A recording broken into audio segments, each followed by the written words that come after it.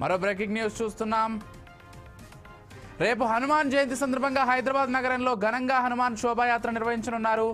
ఈ శోభాయాత్ర గౌలిగూడలోని శ్రీ రామ మందిరం వద్ద నుంచి ఉదయం 11 గంటలకు ప్రారంభమై నగరంలోని పలు కీలక ప్రాంతాల గుండా సాగుతూ తాడ్బండ్లోని శ్రీ హనుమాన్ మందిరం వద్ద ముగుస్తుంది.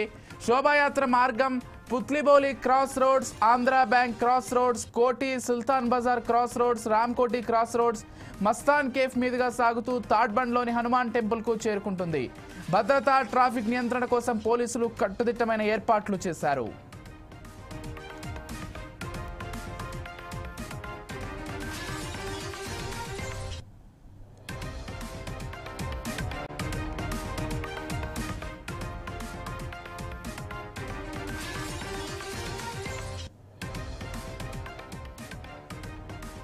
రైట్, ఇదే అంశానికి సంబంధించి మరింత సమాచారం అందించడానికి మా ప్రతినిధి చందు ఫోన్ ద్వారా సిద్ధంగా ఉన్నారు. చెప్పండి చందు, మొత్తంగా రేపు హనుమాన్ శోభాయాత్ర సందర్భంగా హైదరాబాద్లో ఎలాంటి ట్రాఫిక్ ఆంక్షలు ఉన్నాయి, దానికి సంబంధించినటువంటి ఏర్పాట్లు ఎలా జరుగుతున్నాయి?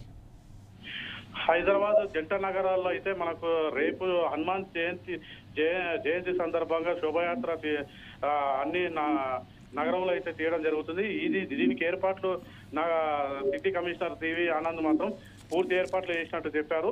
ఈ ఏర్పాట్లు గౌలిగూడ నుంచి మనకు బయలుదేరుతుంది ఈ శోభాయాత్ర. ఈ శోభాయాత్రకు 15,000 మంది 3,000 మంది అధికారులు, 15,000 మంది పోలీసు బందోబస్తు ఏర్పాటు చేసినట్టు సివి ఆనంద్ తెలిపారు. రేపు ఉదయం శోభాయాత్ర మొదలై సాయంత్రం వరకు ఈ శోభాయాత్ర కొనసాగుతుంది. ఈ శోభాయాత్రలో మొత్తం హైదరాబాద్ జంట నగరాల్లో 42